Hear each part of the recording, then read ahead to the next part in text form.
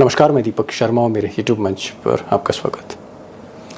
दोस्तों, क्या देश की सबसे प्रीमियर जांच एजेंसी ईडी यानी एनफोर्समेंट डायरेक्टरेट मोदी और शाह के इशारे पर, प्रेशर पर विपक्ष के नेताओं को टारगेट करती है, उन्हें फंसाती है? और क्या बिना सबूत के, बिना पुख्ता सबूत के MP, MLA, MLC, minister, chief minister इनको गिरफ्तार किया जाता है, जेल भेज दिया जाता है? और क्या यह बात सच है कि 99% 99% ऐसे मामलों में जो नेता हैं, विपक्षी नेता हैं, इनको बेल मिल जाती है, जमानत मिल जाती है और जो मुकदमे हैं उनसे ये छूट जाते हैं, बरी हो जाते हैं? और क्या ये बात एकदम सही है कि अगर 100 मामले हैं, पॉलिटिकल केसेस हैं, 100 पॉलिटिकल केसेस हैं, तो ईडी, मोदी जी की ईडी आज के दौर में सिर्फ 1% मामले में सजा कर पाती है? अब दोस्तों, ईडी पर ये आरोप मैं नहीं लगा रहा हूं और ना ही जो विपक्षी नेता हैं, चाहे वो राहुल गांधी हों या तेजस्वी यादव हों या केजरीवाल जैसे भुक्तभोगी हों, ये आरोप वो नहीं लगा रहे हैं, ना मैं लगा रहा हूं।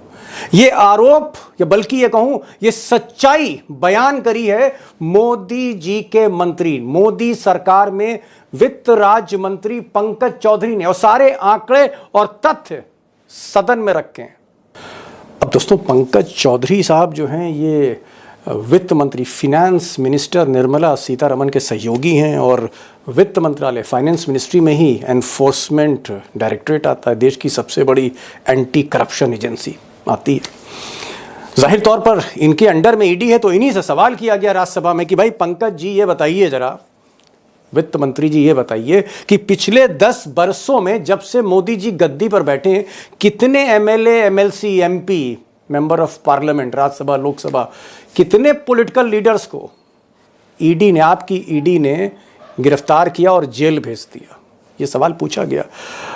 अब क्योंकि लिखित सवाल है दोस्तों, तो जवाब तो देना ही पड़ेगा मंत्री जी को। और जो जवाब था वो वाकई चौंकाने वाला था। जवाब ये था कि 10 वर्षों में जब से मोदी जी गद्दी में बैठे हैं, 193 MP, MLA, MLC, political leaders को ईडी ने जेल भेजा है, गिरफ्तार किया है, मुकदमे दर्ज किए हैं। अब दोस्तों, शुरू में तो मोदी जी थोड़ा सा रुक कर आगे बढ़े, लेकिन सेकेंड टर्म के बाद, 2019 के बाद, और जब धीरे धीरे 2024 का लोकसभा का चुनाव नजदीक आने लगा, तो मोदी और शाह को ईडी की असली ताकत समझ में आई और यहीं से केसेस बढ़ने लगे। अगर आप आंकड़ा देखेंगे, बड़े चौंकाने वाले हैं। 2022 में 26 पॉलिटिकल लीडर्स, इसमें मंत्री भी हैं और एमपीज भी हैं, सब हैं, 26 नेताओं के खिलाफ मुकदमे दर्ज हुए। 2023 में संख्या 32 बढ़ गई और 2024 लोकसभा से पहले, यानी 3-4 महीने, ये संख्या 27 हो गया। यानी कुल मिलाकर आखिरी 2-2.5 साल में लाइन लग गई विपक्षी नेताओं की। 85 नेता, लीडर, जिसमें एमपी हैं, जिसमें आप कह सकते हैं, अगर मैं नाम रखूं, जैसे महाराष्ट्र के पूर्व गृह मंत्री अनिल देशमुख हैं, उसमें कैबिनेट मंत्री वहां पर रहे महाराष्ट्र के नवाब मलिक हैं, उसमें दिल्ली के डिप्टी सीएम मनीष सिसोदिया हैं, चीफ मिनिस्टर अरविंद केजरीवाल हैं, उसमें संजय सिंह जैसे नेता हैं, उसमें झारखंड के सीएम हेमंत सोरेन हैं, उसमें इसी फहरिस्त में जेडीयू, जब नीतीश कुमार अलग होने से पहले जेडीयू के नेता हैं, आरजेडी के नेता हैं, बीआरएस जो केसीआर की पार्टी, उनकी बेटी को जेल भेज दिया गया था, तृणमूल कांग्रेस से तो थोक दर्जनों नेता जो जेल भेजे गए, फिर उद्धव ठाकरे की शिवसेना है, शरद पवार की एनसीपी है, 2 दर्जन से ज़्यादा प्रोमिनेंट नेताओं को जेल भेजा गया, गिरफ्तार किया गया, मुकदमे दर्ज हुए, छापे मारे गए, फॉल्स केस में फैब्रिकेट किया। मैं नहीं कह रहा हूँ, कोर्ट्स कह रहे हैं, जिन्होंने हेमंत सोरेन को छोड़ा या बाकी नेताओं को छोड़ा, कि ये केस फैब्रिकेटेड थे। अब दोस्तों, एक और चौंकाने वाली बात आपसे साझा करने जा रहा हूँ, ऐसी बात जिससे ईडी की पूरी पोल ही खुल गई। दरअसल जब मंत्री जी से पूछा गया कि भाई ये जो 193 केसेस हैं, 193 केसेस जो आपने पॉलिटिकल रजिस्टर किए, जो केस दर्ज किए आपने, इसमें सज़ा कितनों में हुई?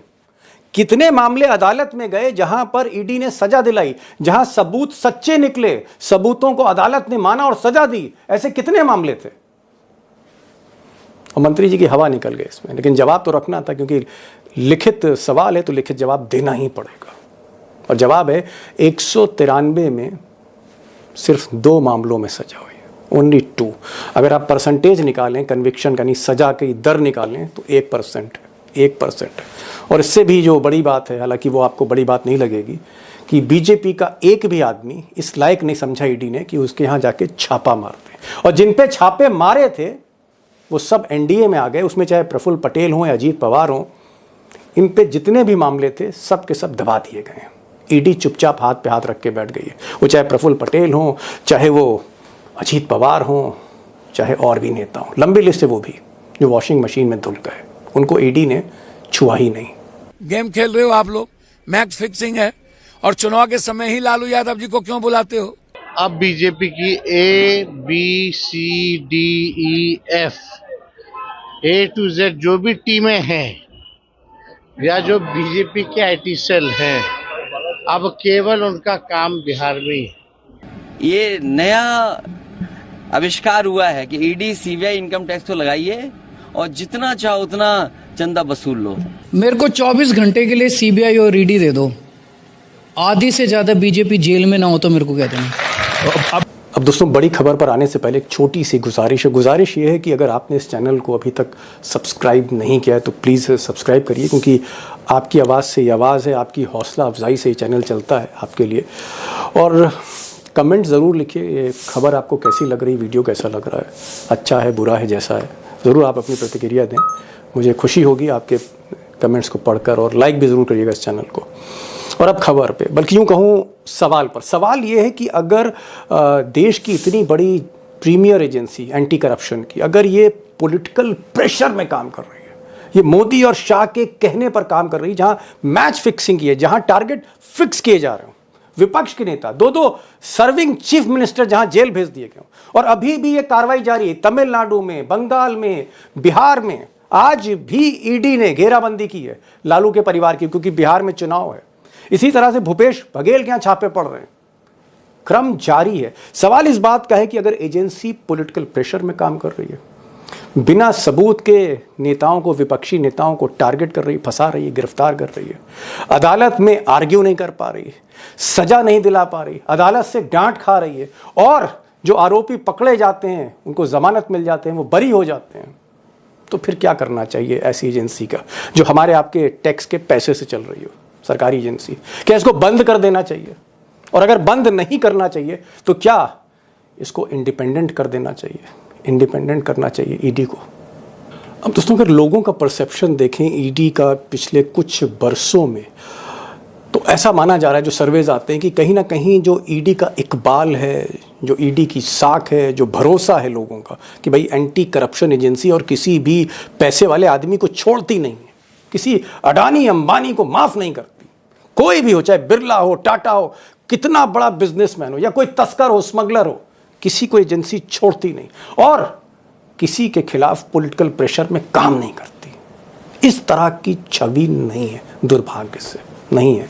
और ऐसा लगता है कि कहीं ना कहीं इकबाल बहुत तेजी से गिरा है पिछले कुछ सालों में। एक ऐसी एजेंसी जिसको नेहरू जी ने इस देश में करप्शन खत्म करने के लिए 1956 में, 1956 में नेहरू जी ने स्थापित किया था कि ये देश में पारदर्शिता लाएगी, रिश्वतखोरी कम होगी, तस्करी कम होगी, दलाली कम होगी, कॉर्पोरेट करप्शन कम होगा। नेहरू जी ने ये सोच के बनाया था। तो आखिर आज उसकी साख, आप कह सकते हैं, अर्श से फर्श पर कैसे आ गई? What is the solution? Solution क्या है? फॉल्ट लाइन कहाँ पर है? अब दोस्तों, ऐसा नहीं है कि ईडी में सारे अधिकारी, जितने भी आईपीएस ऑफिसर हैं, छोटे लेवल पे, मिड लेवल पे आईपीएस ऑफिसर हैं, या इनकम टैक्स से जा रहे हैं, या फिर कस्टम से जा रहे हैं, सारे के सारे ऑफिसर्स ने घुटने टेक रखे। ऐसा भी नहीं है। सवाल इस बात का है कि जो डायरेक्टर है, जो टीम लीडर है, जो ईडी का डायरेक्टर है, जो ईडी का बॉस है, उसका चुनाव जिस तरह होता है, उसकी नियुक्ति जिस तरह होती है, वहीं से खेल शुरू हो जाता है। और नियुक्ति कौन करता है? सिर्फ और सिर्फ मोदी जी। मोदी जी की मर्जी पर नियुक्ति होती है। जो कैबिनेट कमेटी ऑन अपॉइंटमेंट्स हैं, जिसमें मोदी जी हैं और जिसमें अमित शाह साहब हैं, ये चुनते हैं। और चुनते कैसे? एक पैनल से चुनते हैं। ईडी के डायरेक्टर को कौन चुनता है? पहले एक सिलेक्शन पैनल बनाया जाता है। उस सिलेक्शन पैनल में चीफ विजिलेंस कमिश्नर हैं, वो भी सरकार के अंडर में, होम सेक्रेटरी हैं, वो भी इस पैनल में, वो अमित शाह के अंडर में। रेवेन्यू सेक्रेटरी हैं वो निर्मला सीतारमण के अंडर में, और एक डीओपीटी कार्मिक मंत्रालय के सचिव हैं जो सीधे प्रधानमंत्री के अंडर में।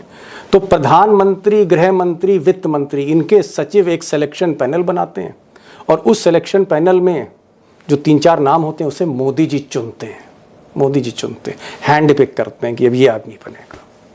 और सवाल ये है कि जब मोदी जी चुनेंगे तो फिर मोदी जी के इशारे पे ही काम होगा। और ऐसा हमने देखा है, जैसे मिसाल के तौर पर ये आप तस्वीर देखें, संजय मिश्रा साहब हैं, ये 3 बार रिटायर हुए, तीनों बार एक्सटेंशन दिया गया, और बाद में सुप्रीम कोर्ट को कहना पड़ा सरकार से कि भैया देश में और कोई आदमी नहीं है, मिश्रा जी ही हैं। और मिश्रा जी इसलिए हैं क्योंकि सबको अंदर कर रहे हैं, चाहे वो हेमंत सोरेन हो, चाहे केजरीवाल हो, सबको अंदर कर रहे हैं। इसलिए इनाम के लिए आप उनको बार बार रिटायरमेंट के बाद आप एक्सटेंशन दे रहे हैं। बड़ी मुश्किल से ये साहब गए, लेकिन उसके बाद जो साहब आए वो भी मोदी जी के आदमी थे। तो ईडी में जो सबसे बड़ी फॉल्ट लाइन है, जो सबसे बड़ी कमी है, कि जो चीफ है वही मोदी जी का आदमी हो जाता है, क्योंकि मोदी जी ही चुनते हैं, मोदी जी ही एक्सटेंशन देते हैं। अब दोस्तों सॉल्यूशन क्या है? सॉल्यूशन क्या है? ये चीज़ दुरुस्त कैसे हो सकती, इस एजेंसी की साख वापस कैसे आ सकती, इकबाल फिर से बुलंद कैसे हो सकता है? कई लोगों से आज मैंने बात करी जो ईडी में काम करते थे, एक्स ऑफिसर्स थे, वहाँ के सीनियर ऑफिसर्स थे, रिटायर हो चुके थे, या फिर कुछ आईपीएस और आईआरएस ऑफिसर से बात करी। लब्बो लुआब ये है बातचीत का, जो भी 10-12 आदमियों से बात हुई है, कि उन्होंने जो सुझाव दिए उसी का मैं आपको क्रक्स बता रहा हूँ। उनका ये मानना है कि भाई देखिए, जो अपॉइंटमेंट का तरीका है कि प्राइम मिनिस्टर की कमेटी अपॉइंट करती, ये बंद होना चाहिए। अगर ये होता रहेगा तो कभी भी यहाँ पर निष्पक्षता आ ही नहीं सकती। तो उन्होंने सुझाव दिया कि साहब प्राइम मिनिस्टर क्योंकि लीडर ऑफ द गवर्नमेंट हैं, एग्जीक्यूटिव हेड हैं, तो प्रधानमंत्री भी रहें उस कमेटी में, लेकिन उसमें Rahul Gandhi leader of opposition भी रहें, उसमें चीफ जस्टिस ऑफ इंडिया भी रहें, चीफ जस्टिस रहें, नेता विपक्ष रहें और प्रधानमंत्री, ये तीनों मिलकर किसी न किसी काबिल आदमी को ये चुनाव करें, ईडी का डायरेक्टर बनाएं। और उसके बाद जो सबसे बड़ी बात है, 3 साल का फिक्स टेन्योर हो, उसे कोई हटा नहीं सकता। और सबसे बड़ी बात, जब वो आदमी 3 साल के बाद रिटायर हो तो कोई एक्सटेंशन नहीं हो, वरना एक्सटेंशन का लालच होगा तो फिर वो मोदी जी के साथ चला जाएगा।